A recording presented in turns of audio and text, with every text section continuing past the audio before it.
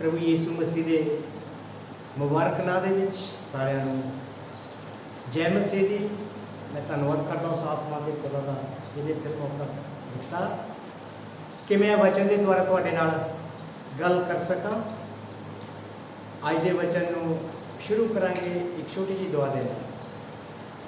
पिता परमेश्वर तेरा धन्यवाद करते हैं, सिर विच घोड़े मन करते हैं तेरी मसीह धन्यवाद करते हैं अज के मुबारक समय के लिए। पिता परमेश्वर अज तेरी आराधना तेरी स्तुति का दिन था। पिता परमेश्वर तेरी आराधना तेरी स्तुति की गई।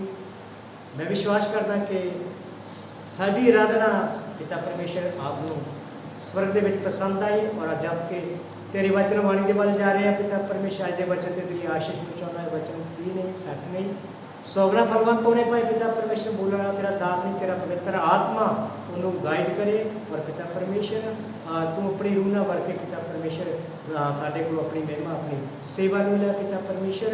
और ये वचन पिता परमेश्वर तेरे हत्थों में सपुर्द करता। पिता परमेश्वर वचन पढ़ने के लिए अच्छी अखा दे, वचन सुनने के लिए अच्छे कान दे, वचन समझने के लिए अच्छी समझ ले। अपनी अपनी समझ नाल अपनी बुद्धि नाल तेरे वचन दियां गुण ज्ञान दियां गल्लां नूं तेरे वचन दियां गल्लां नूं असीं भली प्रकार समझ नहीं सकते।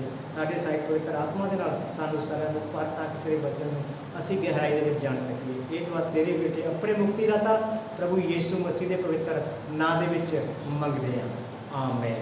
क्योंकि पता ही असीं एक टॉपिक शुरू किया है कि साडे प्रचार का मुख्य बिंदु क्या होना चाहिए, साडे प्रचार का उद्देश्य क्या होना चाहिए, जो सानू मिलूगा 1 कुरिन्थियों का 1 अध्याय उसकी 18 आयत दे विच। क्योंकि क्रूस की कथा नाश होने वाले के लिए मूर्खता है, परंतु हम उद्धार पाने वालों के लिए परमेश्वर की सामर्थ है। क्रूस की कथा नाश होने वाले लिए अविश्वासी लोगों के लिए, यीशु मसीह नहीं विश्वास करते उन्होंने लिए वो एक मूर्खता है। और पर उधार पाने वाले लोगों के लिए एक क्रूस की कथा जी एक सामर्थ बन जाती है। और असीं अज दे 7वें भाग को शुरू करांगे। और सानू की प्रचार करना चाहिए, साडे प्रचार का मुख्य बिंदु क्या होना चाहिए। सानू 3 चीज़ों को प्रचार करना चाहिए। वो 3 चीज़ां किहड़ियां आ? पहली चीज़ कि क्रूस पर चढ़ाए हुए यीशु का प्रचार असीं करिए। और दूजी चीज़ असीं प्रचार करिए कि हर एक पाप का परिणाम आ और हर एक पाप की एक सजा आ। और तीजी गल सानू क्या प्रचार करनी चाहिए कि साडे घिनौने पापां ने यीशु नूं क्रूस पर चढ़ा दिता और साडे पापां दा मुल चुकाया गया। असीं प्रचार करिए कि यीशु ने साडे पापां दा मुल चुका दिता आ अपनी मौत के द्वारा क्रूस के उपर बलिदान करके। और अज असीं देखांगे क्रूस पर चढ़ाए हुए यीशु का प्रचार करिए जो सानू मिलेगा 1 कुरिन्थियों का 1 अध्याय उसकी 23 आयत दे विच। परंतु हम तो असीं तां उस क्रूस पर चढ़ाए हुए मसीह का प्रचार करते हैं। पौलुस इस जगह ते कह रहा कुरिन्थियों की कलीसिया नूं कि असीं क्रूस पर चढ़ाए हुए यीशु का प्रचार करते हैं और असीं इस तो इलावा होर किसी गल का प्रचार असीं नहीं करते। और जरूरत है कि असीं अपना घर अपना मकान नींह के उपर बनाइए ताकि वो हमेशा स्थिर रहे। और बिना नींह तो बनाए हुए घर जिहड़े आ वो गिर जाने आ। जो मत्ती दी अंजील उसका 7 अध्याय उसकी 24 25 26 27 आयत पढ़ते हैं तो वो लिखिया आ घर बनाने वाले दे बुद्धिदार और मूर्ख के लिए दस्या गया है कि किस तरीके नाल उन्हें घर बनाया। पढ़ांगे आपां। इसलिए जो कोई मेरी ये बातें सुनकर लिखिया जो कोई मेरी ये गल्लां सुन के किहड़ियां गल्लां क्रूस दी गल्लां सुन के यीशु मसीह दे सुसमाचार को सुन के उन्हें मानता है उन्होंने मानता है। असीं प्रचार क्रूस पर चढ़ाए हुए यीशु का करते हैं, गल्लां क्रूस पर चढ़ाए हुए यीशु दी दसते हैं। अगर वो इन्हां गल्लां नूं मनदा है वह उस बुद्धिमान मनुष्य के उस बुद्धिमान इंसान की तरह आ ठहरेगा हाँ जिन्हें अपना घर चट्टान पर बनाया। उस बुद्धिमान इंसान की तरह ठहरेगा जिन्हें अपना घर एक चट्टान ते एक रॉक ते पत्थर ते बनाया। और मींह बरसा जदों मींह आया और बाढ़ें आई, हड़ आया और आंधियां चली, तूफान आया और उस घर से टकराई और उहदे घर नूं टकराई, फिर भी वह नहीं गिरा। फिर वो नहीं गिरया। ਜਦੋਂ ਅਸੀਂ ਯੀਸ਼ੂ ਰੂਪੀ ਚਟਾਨ ਦੇ ਉੱਪਰ ਆਪਣੇ ਘਰ ਨੂੰ ਬਣਾਉਂਦੇ ਆ, ਉਹਦੇ ਵਚਨ ਨੂੰ ਮੰਨ ਕੇ, ਉਹਦੇ ਵਚਨ ਨੂੰ ਸੁਣ ਕੇ, ਤਾਂ ਲਿਖਿਆ ਸਾਡੀ ਜ਼ਿੰਦਗੀ ਦੇ ਵਿੱਚ ਹਰ ਦੁੱਖ ਮੁਸੀਬਤ ਸਮੱਸਿਆ ਔਰ ਅਗਰ ਸਾਨੂੰ ਟੱਚ ਵੀ ਕਰਦੀ ਆ ਤਾਂ ਫਿਰ ਵੀ ਸਾਡਾ ਘਰ ਕਦੇ ਵੀ ਗਿਰਦਾ ਨਹੀਂ, ਸਾਡਾ ਘਰ ਹਮੇਸ਼ਾ ਸਥਿਰ ਰਹਿੰਦਾ ਆ। ਔਰ ਮੀਂਹ ਬਾੜ ਤੂਫਾਨ ਸਾਡੇ ਜੀਵਨ 'ਚ ਆਉਣ ਵਾਲੀਆਂ ਸਮੱਸਿਆ ਨੂੰ ਦਿਖਾਉਂਦਾ ਆ। ਅਗਰ ਅਸੀਂ ਆਪਣਾ ਘਰ ਚਟਾਨ ਦੇ ਉੱਪਰ ਬਣਾਇਆ ਤਾਂ ਸਾਡਾ ਘਰ ਮਜ਼ਬੂਤ ਰਹੇਗਾ, ਕਦੇ ਵੀ ਨਹੀਂ ਗਿਰਦਾ ਜੀ। क्योंकि उसकी नींव ਉਹਦੀ ਨੀਂਹ चट्टान पर बनाई गई है, परंतु जो कोई मेरी ये बातें सुनता मेरी है ये गल्लां सुनता है और उन पर नहीं चलता और उन्हां पर नहीं चलता, जो क्रूस की कथा ਨੂੰ ਸੁਣ ਕੇ ਉਹਦੇ ਅਨੁਸਾਰ ਨਹੀਂ ਚੱਲਦਾ, क्रूस पर ਚੜਾਏ ਹੋਏ ਯੀਸ਼ੂ ਦੀਆਂ ਗੱਲਾਂ ਨੂੰ ਸੁਣ ਕੇ ਉਹਦੇ ਅਨੁਸਾਰ ਨਹੀਂ ਚੱਲਦਾ, ਖੁਦਾ ਦੇ ਵਚਨ ਦੇ ਅਨੁਸਾਰ ਉਹ ਨਹੀਂ ਚੱਲਦਾ, ਸੁਸਮਾਚਾਰ ਦੇ ਅਨੁਸਾਰ ਨਹੀਂ ਚੱਲਦਾ, वह उस निर्बुद्ध मनुष्य ਉਹ ਉਸ ਮੂਰਖ ਇਨਸਾਨ ਦੀ ਤਰ੍ਹਾਂ ਆ जिन्हें अपना घर बालू पर बनाया, रेत ਦੇ ਉੱਪਰ ਬਣਾਇਆ, और ਮੀਂਹ ਬਰਸਿਆ, और बाढ़ें आई, हड़ आया, और आंधियां चली, तूफान आया, और उस घर से टकराई, और उस घर ਨਾਲ ਟਕਰਾਈਆਂ, और वह गिरकर सत्यानाश हो गया, और ਉਹਦਾ ਗਿਰ ਕੇ ਸਤਿਆਨਾਸ਼ ਹੋ ਗਿਆ।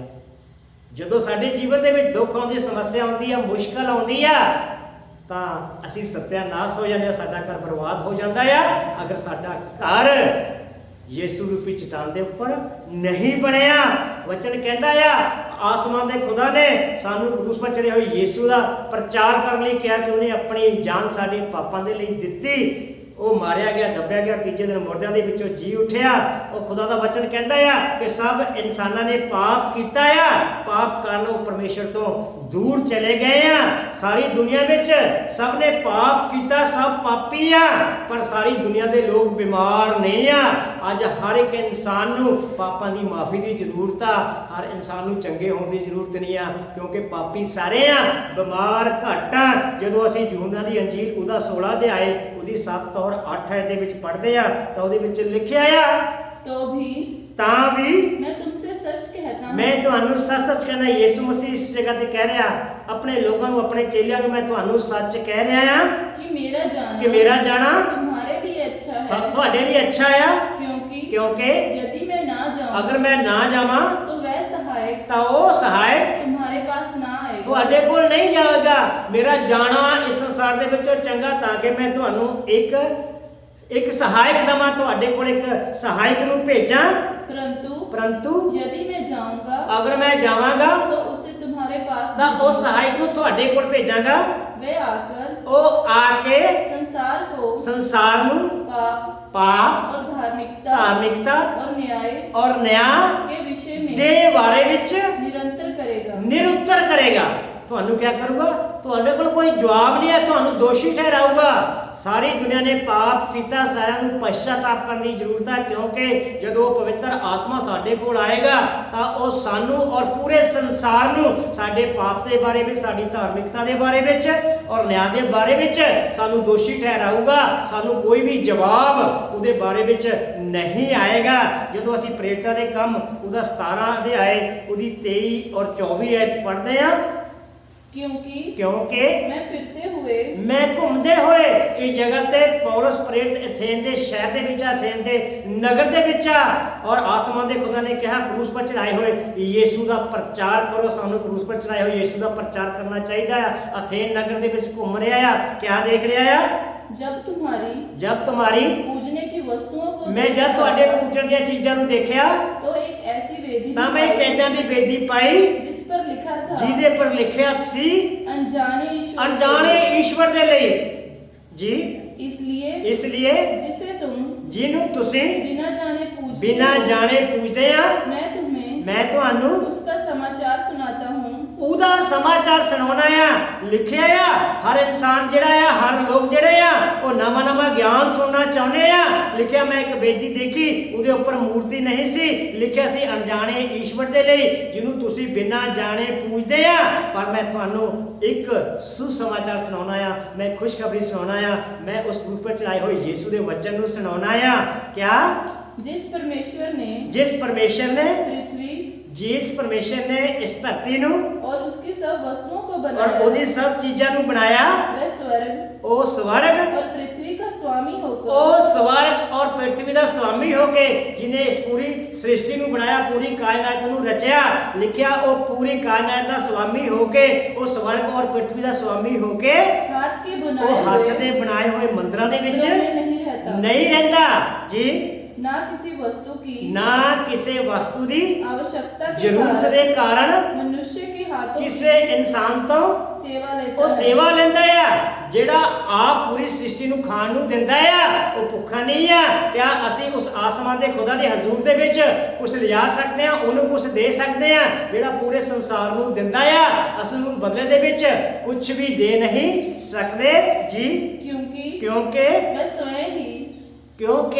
वह स्वयं ही ਉਹ स्वयं ही ਖੁਦ ਹੀ, सबको जीवन ਉਹ ਕਹਿੰਦਾ ਖੁਦ ਹੀ ਸਾਰਿਆਂ ਨੂੰ ਜੀਵਨ और श्वास ਔਰ ਸਵਾਸ और सब कुछ देता है। ਔਰ ਸਭ ਕੁਝ ਦਿੰਦਾ ਆ।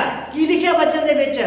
ਉਹ ਖੁਦ ਹੀ ਸਾਰਿਆਂ ਨੂੰ ਜੀਵਨ ਦਿੰਦਾ ਆ, ਉਹ ਸਾਰਿਆਂ ਨੂੰ ਸਾਹ ਦਿੰਦਾ ਆ, ਔਰ ਉਹਦੇ ਨਾਲ ਨਾਲ ਉਹ ਇਸ ਪੂਰੀ ਸ੍ਰਿਸ਼ਟੀ ਨੂੰ ਸਭ ਕੁਝ ਖਾਣ ਨੂੰ ਵੀ ਦਿੰਦਾ ਆ ਜੀ।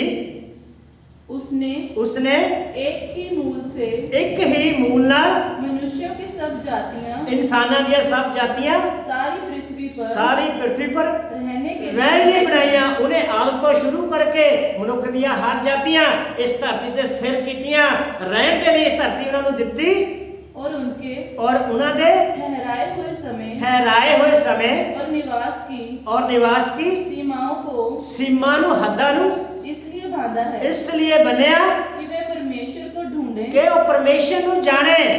ਉਹਨੇ ਆਦਮ ਤੋਂ ਸ਼ੁਰੂ ਕਰਕੇ ਮਨੁੱਖ ਦੀਆਂ ਸਾਰੀਆਂ ਜਾਤੀਆਂ ਨੂੰ ਇਸ ਧਰਤੀ ਦੇ ਉੱਪਰ ਰਹਿਣ ਲਈ ਬਣਾਇਆ। ਉਹਨੇ ਖੁਦ ਰਾਜ ਔਰ ਸਾਮਰਾਜ ਸਥਾਪਿਤ ਕੀਤੇ। ਉਹਨਾਂ ਦੇ ਸਥਾਪਿਤ ਕਰਨ ਵਾਲਾ ਸਿਰਫ ਇੱਕ ਹੀ ਪਰਮੇਸ਼ਰ ਹੈ। ਉਹ ਹਰ ਇੱਕ ਰਾਸ਼ਟਰ ਦੀ ਸੀਮਾ ਨੂੰ ਨਿਰਧਾਰਿਤ ਕਰਦਾ ਆ। ਉਹਨੇ ਹਰ ਇੱਕ ਰਾਸ਼ਟਰ ਦੀ ਸੀਮਾ ਨੂੰ ਨਿਰਧਾਰਿਤ ਕੀਤਾ, ਹਰ ਘਟਨਾਵਾਂ ਦਾ ਸਮਾਂ ਨਿਰਧਾਰਿਤ ਕੀਤਾ, ਹਰ ਮੌਸਮ ਨੂੰ ਬਣਾਇਆ ਔਰ ਉਹਨਾਂ ਨੂੰ ਨਿਰਧਾਰਿਤ ਕੀਤਾ। ਧਰਤੀ ਅਤੇ ਆਕਾਸ਼ ਦੀਆਂ ਹਰ ਗਤੀਵਿਧੀਆਂ ਨੂੰ ਉਹ ਆਸਮਾਨ ਦਾ ਖੁਦਾ ਜਿਹੜਾ ਆ ਉਹ ਨਿਰਧਾਰਿਤ ਕਰਦਾ ਆ ਜੀ। ਕਦਾਚਿਤ उसे टटोल कर पाए ਲਿਖਿਆ ਇਸ ਤੋਂ ਇਲਾਵਾ ਉਹਨੇ ਲੋਕਾਂ ਨਾਲ ਪਿਆਰ ਕੀਤਾ, ਲੋਕਾਂ ਦੇ ਉੱਪਰ ਦਇਆ ਕੀਤੀ, ਉਹਨਾਂ ਨੂੰ ਆਪਣੀ ਸਾਮਰਥ ਦਿਖਾਈ ਤਾਂ ਕਿ उसे टटोल कर ਤਾਂ पाए ਕਿ ਲੋਕ ਉਹਦੀ ਤਲਾਸ਼ ਕਰ ਸਕਣ, ਉਹਨੂੰ ਲੱਭ ਸਕਣ, ਉਹਦੀ ਖੋਜ ਕਰ ਸਕਣ।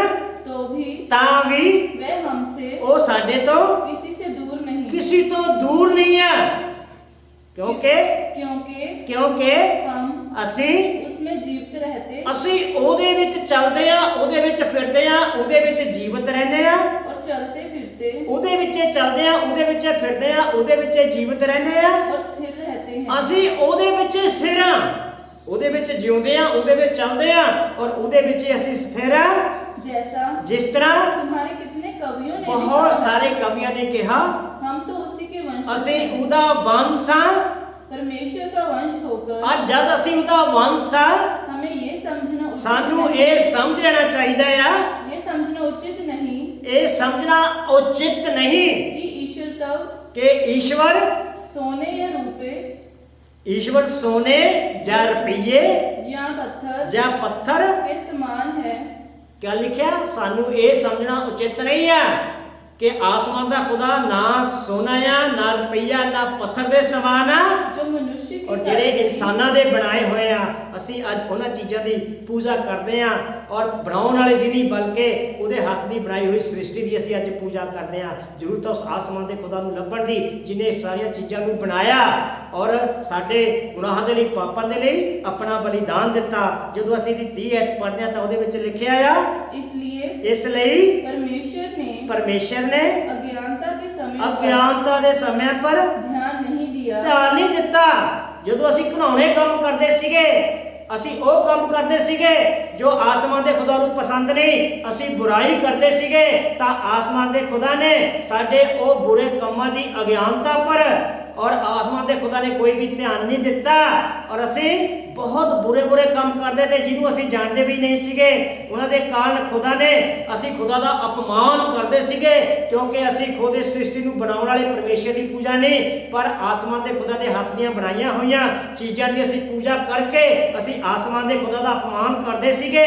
ਔਰ ਖੁਦਾ ਨੇ ਮਨੁੱਖ ਜਾਤੀ ਪਰ ਆਪਣਾ ਧੀਰਜ ਦਿਖਾਇਆ, ਸਬਰ ਦਿਖਾਇਆ। ਉਹਨੇ ਮਨੁੱਖ ਜਾਤੀ ਦੀ ਉਸ ਅਗਿਆਨਤਾ ਪਰ ਕੋਈ ਵੀ ਧਿਆਨ ਨਹੀਂ ਦਿੱਤਾ, ਉਸ ਅਗਿਆਨਤਾ ਨੂੰ ਸਹਿ ਲਿਆ। ਇਹਦੇ ਨਾਲ ਨਾਲ ਉਸਨੇ ਉਤਪੰਨ ਹੋਣ ਵਾਲੀ ਸਾਰੀ ਬੁਰਾਈ ਨੂੰ ਵੀ ਉਹਨੇ ਸਹਿ ਲਿੱਤਾ। ਔਰ ਉਹਨੇ ਬੀਤੇ ਸਮੇਂ ਪਰ ਸਭ ਜਾਤੀਆਂ ਦੇ ਕਿਸੇ ਵੀ ਅਗਿਆਨਤਾ ਦੇ ਕਾਰਨ ਕਿਸੇ ਵੀ ਚੀਜ਼ ਦੇ ਉੱਪਰ ਉਹਨੇ ਧਿਆਨ ਜਿਹੜਾ ਆ ਉਹ ਨਹੀਂ ਦਿੱਤਾ। ਇਸ ਲਈ ਪਰਮੇਸ਼ਰ ਨੇ ਸਾਡੀ ਅਗਿਆਨਤਾ ਦੇ ਸਮੇਂ ਪਰ, ਸਾਡੇ ਅਣਜਾਣਪੁਣੇ ਪਰ ਧਿਆਨ ਨਹੀਂ ਦਿੱਤਾ। ਲੇਕਿਨ ਹੁਣ ਉਹ ਹਰ ਇੱਕ ਇਨਸਾਨ ਨੂੰ ਕੀ ਲਿਖਿਆ, ਪਰ ਹੁਣ हर जगह सब मनुष्य को हर इंसान ਨੂੰ मन फिराने की आज्ञा ਦਿੰਦਾ ਆ, ਮੌਕਾ ਆ। ਉਹ ਕੱਲੇ ਪੰਜਾਬ ਦੇ ਬਾਰੇ ਨਹੀਂ, ਹਰਿਆਣਾ ਦੇ ਬਾਰੇ ਨਹੀਂ, ਹਿਮਾਚਲ ਦੇ ਬਾਰੇ ਨਹੀਂ, ਇੰਡੀਆ ਦੇ ਬਾਰੇ ਨਹੀਂ, ਉਹ ਪੂਰੇ ਸੰਸਾਰ ਦੇ ਲੋਕਾਂ ਨੂੰ ਇੱਕ ਮੌਕਾ ਦਿੱਤਾ ਆ ਕਿ ਹਰ ਇੱਕ ਇਨਸਾਨ ਨੂੰ ਜਿੱਥੇ ਜਿੱਥੇ ਉਹ ਰਹਿ ਰਿਹਾ ਉਹਨੂੰ ਮਨ ਫਿਰਾਉਣ ਦਾ ਪੂਰਾ ਅਵਸਰ ਆ। ਉਹਦੇ ਕੋਲ ਮੌਕਾ ਹੈ ਅੱਜ ਕਿ ਯਿਸੂ ਮਸੀਹ ਦੇ ਉਸ ਕਰੂਸ ਤੇ ਚੜਾਏ ਹੋਏ ਬਲੀਦਾਨ ਨੂੰ ਯਾਦ ਰੱਖਣ, ਉਹਦੀਆਂ ਗੱਲਾਂ ਨੂੰ ਯਾਦ ਰੱਖਣ, ਉਹਦੇ ਉੱਤੇ ਵਿਸ਼ਵਾਸ ਕਰਨ। ਹਰ ਜਗ੍ਹਾ ਹਰ ਮਨੁੱਖ ਨੂੰ ਉਹਨੇ ਮਨ ਫਿਰਾਉਣ ਦੀ ਆਗਿਆ ਦਿੱਤੀ ਆ। ਸਾਡਾ ਪ੍ਰਚਾਰ ਮਨ ਫਿਰਾਉਣ ਦੀ ਆਗਿਆ ਦਿੰਦਾ ਆ, ਆਸ਼ੀਸ਼ ਦੀ ਨਹੀਂ, ਬਿਮਾਰਾਂ ਨੂੰ ਚੰਗੇ ਕਰਨ ਦੀ ਨਹੀਂ, ਮਨ ਫਿਰਾਉਣ ਦੀ, ਯਿਸੂ ਨੂੰ ਜੀਵਨ ਦੇਣ ਦੀ ਆਗਿਆ ਦਿੰਦਾ ਆ ਕਿ ਅਸੀਂ ਯਿਸੂ ਮਸੀਹ ਨੂੰ ਆਪਣਾ ਜੀਵਨ ਦਈਏ। ਕਰੂਸ ਦੀ ਕਥਾ ਦਾ ਪ੍ਰਚਾਰ, ਮਨੁੱਖ ਪਾਪੀ ਆ, ਇਹਦਾ ਪ੍ਰਚਾਰ ਸਭ ਤੋਂ ਪਹਿਲਾਂ ਔਰ ਇਸ ਸੰਸਾਰ ਦੇ ਵਿੱਚ ਹੋਣਾ ਚਾਹੀਦਾ ਆ। ਜਦੋਂ ਆਪਾਂ ਲੋਕਾਂ ਦੀ ਅੰਜੀਲ ਉਹਦਾ 24 ਅਧਿਆਏ ਉਹਦੀ 45, 46 ਔਰ 47 ਐਟ ਪੜ੍ਹਦੇ ਆ ਤਾਂ ਉਹਦੇ ਵਿੱਚ ਲਿਖਿਆ ਆ, ਤਬ उसने पवित्र शास्त्र बूझने के लिए जानने ਦੇ ਲਈ ਉਹਨਾਂ ਦੀ ਸਮਝ ਖੋਲੀ। ਜਦੋਂ ਯਿਸੂ ਮਸੀਹ ਜੀ ਉੱਠੇ ਆਪਣੇ ਚੇਲਿਆਂ ਦੇ ਨਾਲ ਸੀਗਾ ਔਰ ਉਹਨੂੰ ਪਹਿਚਾਨ ਨਾ ਸਕੇ ਤਾਂ ਉਹਨਾਂ ਨੇ ਉਹਨਾਂ ਦੀ ਸਮਝ ਨੂੰ, ਉਹਨਾਂ ਦੀ ਬੁੱਧੀ ਨੂੰ ਖੋਲ ਦਿੱਤਾ ਤਾਂ ਕਿ ਇਹ ਮੇਰੇ ਜੀ ਉੱਠਣ ਨੂੰ ਜਾਣ ਸਕਣ ਜੀ। और उनसे कहा, और उन्होंने कहा, यूं लिखा है, इस तरह लिखा है कि मसीह दुख उठाएगा, कि मसीह दुख उठाएगा और तीसरे दिन मरे हुए बच्चों जी उठूगा।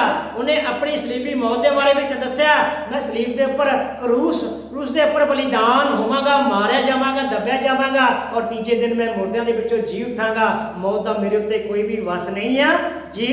और यरूशलेम तो लेके सब जातियों दे विच उन्हें एक धर्म दी, एक जाति दी गल नहीं कीती, पूरे संसार दी गल कीती है जी। मन फिराओ और पापों की क्षमा और पापां दी क्षमा प्रचार और उसी के नाम से क्या लिखा है, उन्हें लिखा पापा दी क्षमा और पापा दे बारे विच प्रचार किया जाए। सब जातियों में मन फिराउण और पापा दी माफी का प्रचार सानू करना चाहिए है। इस तो पहला एक गल दसनी है कि पापी इंसान पापी इंसान की सब तो बड़ी कमजोरी क्या है, सब तो बड़ी समस्या क्या है कि वह पापी है, उहदे पापां दी माफी चाहिए है। क्या लिखा, तुम इन सब बातों के गवाह हो। इन्हां सारियां गल्लां दे तुसी गवाह आ ते सानू की प्रचार करना चाहिए है कि सब जातियां विच जाके मन खराब होने पापां दी माफी दा प्रचार करो। पहला ये गल दसनी जरूरी है कि इंसान पापी है, हर इंसान नू माफी की जरूरत है, हर इंसान नू छुटकारे की जरूरत है, हर इंसान नू उद्धार की जरूरत है, क्योंकि सानू क्रूस ते चढ़ाए हुए यीशु का प्रचार करना चाहिए है जिहड़ा इस संसार दे विच साडे पापां नू, साडे गुनाहां नू माफ करने लिए आया। क्रूस की कथा नाश होने वाले दे लई मूर्खता पर उधार पाने के लिए परमेश्वर की एक सामर्थ।